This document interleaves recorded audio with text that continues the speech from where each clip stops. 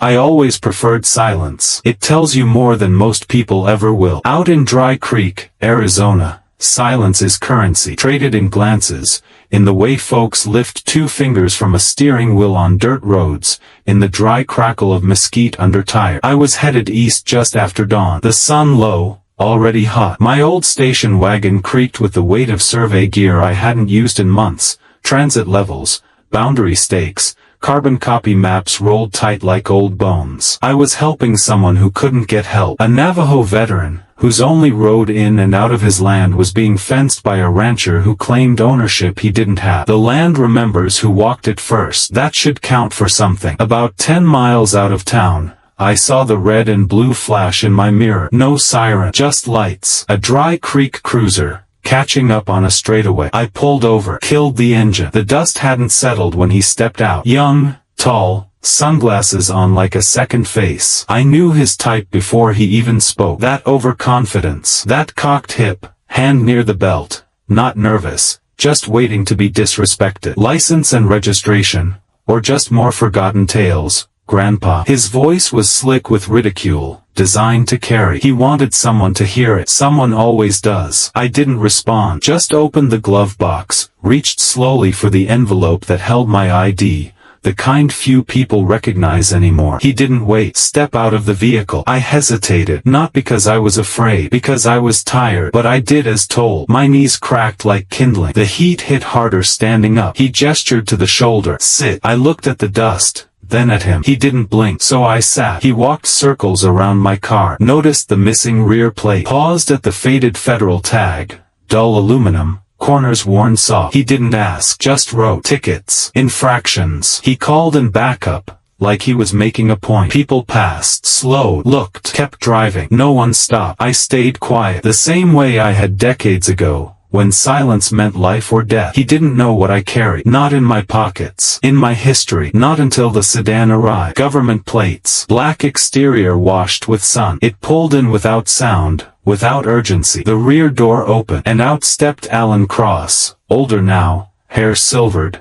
back still straight, eyes like iron. He scanned the scene. Then he asked one question. Who detained him? I joined the army at 20. Before that, I herded cattle and repaired fence lines for my uncle outside Winslow. My world then was measured in broken boots and quiet skies, not in frequencies and signal trees. But one letter changed that. It was addressed to Franklin Dean. Handwritten. No return address. Inside, a transfer order, Intelligence Corps, Advanced Signal Analysis Training. I hadn't applied, didn't even know what it meant, but someone did. I was good with patterns, even better with silences. Where most men needed noise to feel alive, I found clarity in what went unsaid. In the gaps, in the static. They sent me east, then across oceans, then nowhere I could name out loud. By 1963, I was decoding Soviet field transmissions from a bunker with no windows. By 71, I was running counter-intercepts in Berlin, tracking disinformation before it reached agents who never knew my name. I wasn't a soldier in the way people picture. No rifle, no salutes. I wore plain clothes, sat in rooms with dials and dockets, and when the signal came through, coded or clean, I listened like the world depended on. Because sometimes, it did. I once caught a burst so faint no one else marked it. 17 seconds of altered carrier tone. Turned out it was a kill order. 2 agents in Vienna. We rerouted them in time. That wasn't written down. Never would be. My clearance deepened. The rooms got smaller. The stakes higher. By the time I turned 40, I knew more about failure than success. Because with our work, success meant silence. Nothing happened. No one died. And no one ever knew why. I retired quietly in 91. Moved back west. Bought a small parcel outside Dry Creek. Raised goats for a while.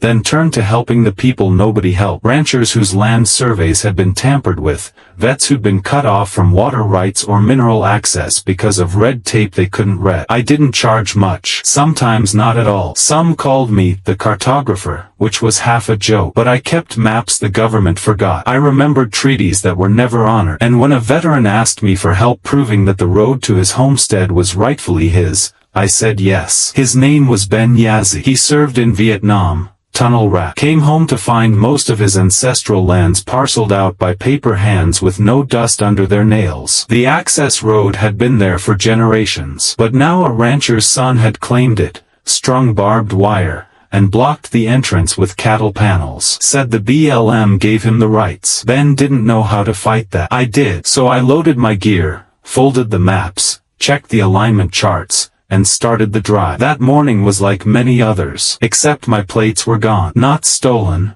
returned. Years ago, the government issued me a federal tag. A courtesy, I was told. It never expired, but over time it faded. The rear plate was lost to rust and disuse, and I hadn't thought to replace it. I should have known better. The sun was hard when Brewer stopped me. Young man, local badge. He didn't see a federal tag. He saw an old man in a broken car. He didn't ask. Didn't wonder why my registration envelope had a seal embossed in blue and gold, Department of Defense, Special Projects Division. Didn't pause at the briefcase behind my seat, marked with an outdated SIGINT classification. He just saw weakness. He saw delay. He saw someone who wouldn't push back. And maybe I wouldn't have, if it had just been me. But I had a job to do. A promise made to another forgotten man who'd done his service and still stood waiting. So I complied. Sat in the dust. Watched him write. Watched locals drive by with the same expression. Uncertain discomfort. That blend of, should I stop, and better not get involved. But one car did pull over. An older sedan. Tan. Government plates. I recognized it before it stopped. Alan Cross. We hadn't spoken in years. Not since the hearings. In the early 2000s, I submitted a formal expose through back channels about a defense contractor running falsified cost indexes on a base overseas,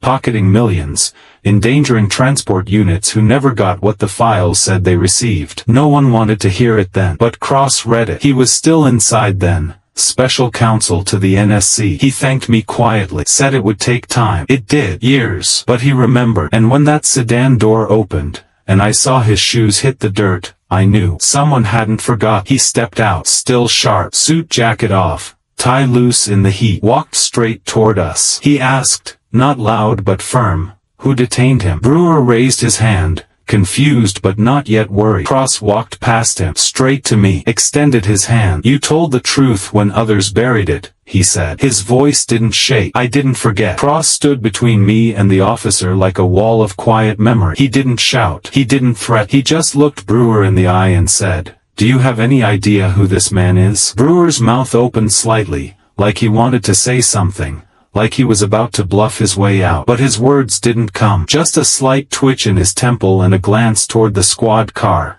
as if backup might arrive and give him clarity. You've just humiliated one of this country's silent protectors, Cross said, voice still level. An analyst whose work saved thousands and whose name never needed parades to carry weight. I stayed on the ground, not because I was told to anymore, but because I was tired. My legs weren't what they used to be. The sun was punishing now. Arizona heat doesn't ask permission. Brewer's partner stepped back. Claire Henson, new on the force, barely out of training. She looked uncertain, hands twitching at her belt. But then her eyes fell to the briefcase in the back seat, where the corner still peeked out, showing a faded SIGINT clearance seal embossed in that old gold sheen. She leaned in closer, ignoring protocol. Sir, she asked me, voice careful. Were you cleared for signals intelligence? I nodded once. Her expression changed, just slightly, but enough. She stepped back. Officer Cross, she said, hesitating, I think we may have mishandled this. Mishandle? Cross repeated. You wrote him tickets. You pulled him from a federal tagged vehicle and made him sit in the dirt like a criminal. You never even asked his name. At that, Brewer stiffened. His pride prickled. He didn't have proper plates. That tag hasn't expired,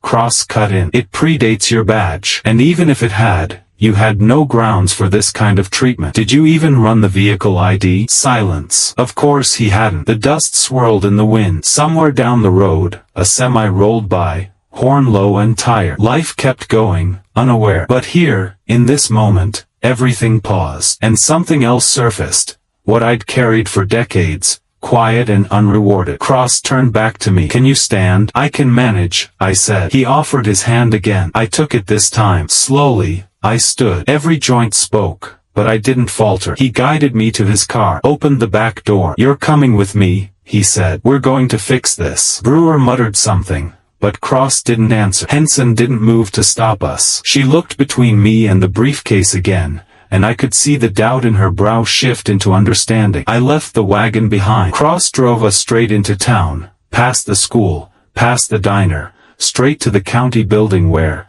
just a few hours later, my record was clear. Tickets revoked. An apology signed by the town administrator. But the damage, real damage, was already done. Not to me, to them. Because people saw, not just in person. Someone had filmed the entire incident from the moment Brewer barked his insult, to the second I was seated in the dirt. The video went up that afternoon. By morning, it had been shared over 200,000 times. Comments poured in. Former analysts, veterans, children of Cold War operatives who recognized the insignia on my case. One message came from a woman whose father served in the same Berlin unit I once worked with. "Sir, I don't know if we ever met," she wrote, "but my father always said there was a man named Dean who caught the transmission that saved him. If that's you, thank you." I didn't reply. Not because I didn't want to. Because I didn't know how. Recognition isn't something I ever worked for. It wasn't the point. But there it was. Real. Unearned, in some ways. But not undeserved. People began asking questions. Why had my exposé from years ago, the one I submitted through classified channels, never been followed up publicly? Why had the contractor I'd flagged, the one whose ghost budgets risked hundreds of lives, never been charged? The records were still sealed, but not for long. That footage, that moment, cracked something. An old congressional aide posted online, "There's more to this man's file." I remember reading redacted reports. "We buried what he warned us about. That's on us." And just like that, a door opened. One that had been welded shut by time, pride, and silence. Officer Claire Henson returned to the station that night, the desert dusk pulling long shadows across the town. She didn't say much at briefing. Didn't mention the name Dean. Didn't have to. Dry Creek isn't a place that forgets quickly. The next morning, she was already at her desk, typing a request for review. It wasn't protocol. It wasn't expected. But it was necessary. She referenced the Department of Defense seal. She noted the federal tag, attached to a veteran with advanced clearance. She included the video, which by now had been shown on regional news. She filed her report under ethical conduct, not incident resolution. And in her notes, she wrote something simple. "I failed to ask who he was. That won't happen again." Across town, I sat with Cross at a diner that hadn't changed since 1984. The waitress called him honey, and me sir, not because she recognized me, but because she saw the headlines on her phone and finally made the connection. "Can I say something?" she asked, sliding me coffee. I nodded. My dad was in Korea. Signals too. He used to say the ones who talked least had usually done the most. "I think he would have liked you." I nodded again. I didn't know how to answer that. Cross read every article being reposted. He winced when he saw how they'd labeled Brewer, "Rogue officer mocks decorated analyst." "That'll sting for a while," he said. I didn't feel pride in that. I didn't want punishment. I wanted awareness. I wanted men like Yazzie to never have to rely on someone like me just to hold on to what was already his. Back on Yazzie's land, the fence was gone by midweek. County authorities cited the rancher's son with unlawful obstruction. They offered Yazzie a formal easement, notarized and permanent. I delivered it myself, hands steady for the first time in weeks. He didn't say much, just held my hand longer than usual. "I thought we were done fighting," he said. "We never were," I replied. "But maybe now, we won't have to fight alone." Meanwhile, Officer Henson's request made its way to the state level. Someone from the Attorney General's office called her in for a conversation. Not disciplinary, investigative. She told them everything. How Brewer mocked me, how she hesitated, how she saw the seal and, for a moment, understood the magnitude of what she was standing in front of. They asked her if she wanted to continue in Dry Creek. She said no. She asked for a transfer to federal service. Said she wanted to serve those who had already served, in a system built not to forget. They granted it. Before she left, she visited me. I was in my shed, sorting old files, cataloging maps. She walked up in plain clothes, her badge no longer on her hip, her hands empty except for a folder. "I wanted to say thank you," she said. "For what?" "For not making me feel small when I should have known better." I studied her face. "No fear. Just wait. You stepped back when it counted," I said. "That's more than most ever do." She nodded, handed me the folder. Inside were her transfer papers. At the bottom, a personal note. "If I ever wear a badge again, I want to remember this day, not forget it. I watched her walk away. She didn't look back. That night, Cross called. They're opening your records, he said. The contractor case, it's finally being audited. A few reporters are digging now. You might get some calls. I laughed. Dry and short. Too late for truth to matter. He paused. Maybe not for the ones still serving. I sat on the porch after that, watched the stars climb the sky, listened to the wind move through the mesquite, and I thought about silence. How it's never just the absence of sound. It's the waiting space. The breath between recognition and respect. The hush before history chooses what to remember. And sometimes, it only takes one question, quiet, honest, to tip the scales. Sir, were you cleared for Sijan? Yes, I was. And I still am. The call came 2 days later from Washington. A woman's voice. Sharp, efficient. Mr. Dean, my name is Cora Langston. I'm part of the Declassification Review Office. We're conducting a final audit on archival materials connected to your 2002 contractor report. I didn't say anything at first. I'd stopped expecting calls like that 2 decades ago. I understand you submitted materials through the National Security Protocol with congressional routing? Yes, I said quietly. I wanted you to know, she continued, that your original submission has been verified. The documents you flagged, contract discrepancies, supply route manipulation, budget overrun falsification, all of it was reviewed independently. Your concerns were justified. My hands tightened slightly on the receiver. Cora's voice softened. We owe you an apology, Mr. Dean. No one had ever said that before. She said the Inspector General's office would issue a public notice within the month, that the Defense Subcommittee was convening a hearing into veteran-submitted claims suppressed or ignored under outdated classification seals. I asked if it would change anything for the families of those affected. She hesitated. It might, she said. At the very least, their stories will finally be told in full. By the following week, local media in Dry Creek had caught on. The library's head curator stopped me outside the post office. A woman in her 60s with sharp glasses and a tighter memory. Franklin Dean, she said. You remember me? Ellen Thatch. I was 12 when you taught a course on cartography at the junior college. I remember, I said. We're naming a wing after you. I blinked. What? The archives. We're launching a local history series on civic courage. The Franklin Dean Archives. We've already submitted grant paperwork. People want to know what happened. They want to know who you were. I still am, I said. She smiled. I know. It felt surreal. At first, the same name that once sat at the bottom of ignored memos and redacted cables now sat on letterhead. People mailed me requests to speak, universities, local government panels, even the Department of Interior asking for advice on land dispute cases. I declined most of them, but I said yes to one. A high school history class asked if I'd come speak. Not about intelligence, not about war, but about listening. So I went, wore a clean shirt, polished my boots, packed a single folder with one photo, black and white, from Berlin, showing a group of men in plain coats huddled over a signal station. They asked questions, the way only teenagers can. Were you scared? Yes. Did you know you were making history? No. What do you regret? Waiting too long to speak. When the bell rang, a boy stopped me at the door. My uncle's a veteran, he said. He says the hardest part wasn't the fighting. It was coming home and realizing no one remembered. I nodded. I remember, I told him. That's what matters. Officer Henson sent a letter from D.C. Said she was working in internal affairs now, helping review mishandled veteran cases. Said she kept a printout of the Sijan seal on her desk,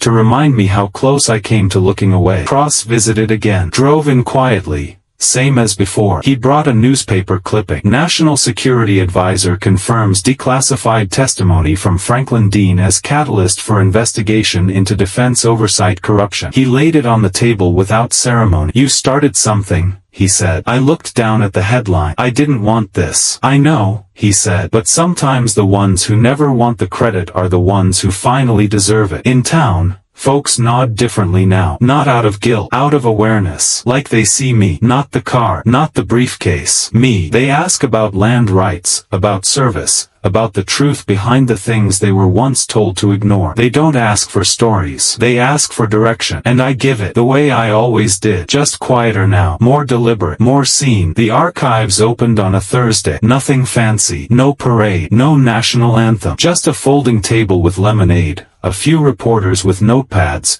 and a bronze plaque bolted into the sandstone wall of the Dry Creek Public Library. Franklin Dean Archives, in honor of civic courage and silent service. Below it, etched smaller, were 4 words: "Truth does not rust." I didn't write those words. Ellen Thatch did. Said she found them in the margins of a map I'd annotated years ago. Said they sounded like something I would have said, had I been the type to put belief into phrases. People came. Not many, but enough. Yazzie came. Walked slow, cane in one hand, holding the notarized easement papers like scripture. When he saw me, he didn't speak, just pressed the document into my palm and nodded once. A thank you without sound. Those mean more than speeches. Henson sent a video message. She stood in front of a Department of Justice flag, hair tucked back, eyes calm. "I used to think justice meant consequences," she said, "but sometimes it means restoration. Mr. Dean taught me that." Wallace from Phoenix PD drove up with his K9 part. Not Bruno this time, but a younger dog. Said he just wanted to pay respects. Said Bruno had passed quiet, lying beside a hospice bed of a veteran he'd visited every Thursday for 6 months. We talked little. The kind of quiet that only comes from men who've lived through both bullets and bureaucracy. The town began to shift in ways I didn't expect. The mayor established a committee to review municipal treatment of veterans and elderly citizens during public stops. They named it the Dean Resolution. Monthly check-ins. Officer training modules updated. Rural clinics now assigned a liaison for land dispute assistance. And the rancher's son, he wrote me a letter. No excuses, just a handwritten paragraph. I was taught to measure land in acres, not history. I see now what I missed. That letter went into the archives. Not because I wanted to shame him, because it mattered. Because apology is part of the record, too. One evening, a young mother came to my door. Her son, 7, maybe 8, stood beside her, fidgeting. She held a book under one arm. "I didn't know," she said, "about you, about what they did. My boy wanted to meet you. I invited them in. We sat on the porch instead, the sun settling behind the dry ridges, painting the sky in gold and rust." Her son asked, "Did you really save people?" I looked at him, at his dirt-scuffed shoes, at the missing button on his sleeve. "I helped," I said, "in ways no one saw." "Why didn't they thank you?" I smiled. "They didn't know yet." He nodded, satisfied with that. Before they left, she handed me the book, Understanding Civic Duty. A school reader. My name was on the back page, under Profiles in Quiet Leadership. That was new. I set it on my table, beside the old briefcase. Didn't open it again for days, because part of me still wrestled with the truth that sometimes, the greatest acts we commit are the ones nobody ever claps for. And that's okay, because applause fades, but impact, that lasts. The archive started getting requests. Universities, veteran organizations, even a small think tank out of Boston that wanted to build a curriculum around unsung operators in modern conflict. I sent what I had. My files, my maps, my notes, redacted names, of course, but the spirit remained. I don't know what they'll make of it all, but I know this: what we remember shapes what we protect, and what we protect becomes our legacy, not carved into stone, but carried in letters, in policies, in a young woman changing her career after a mistake she refused to repeat, in a boy placing a hand over his heart when he hears the word service, in land still walked by the people who earned the right to, not with weapons, but with resolve. And sometimes, that starts with being told to sit in the dust, and choosing to rise anyway. Most days now, I walk early. The heat hasn't set in yet,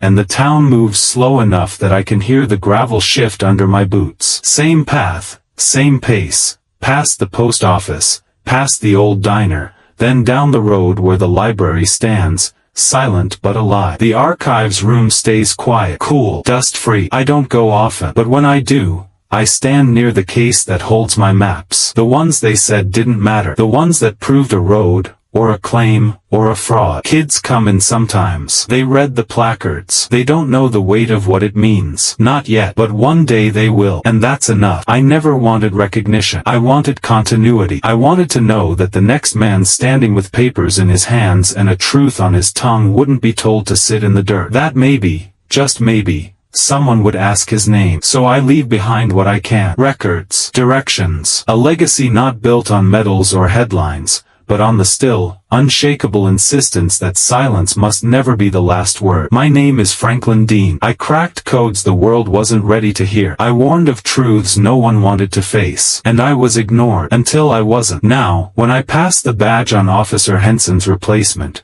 when I see Yazzy's tire tracks fresh along his road, when I open my mailbox to another letter that starts with, "I read what you wrote," I know. Legacy doesn't live in the moment you're seeing. It lives in what happens after. When the noise fades, when the camera's gone, and the truth, finally, stands on its own.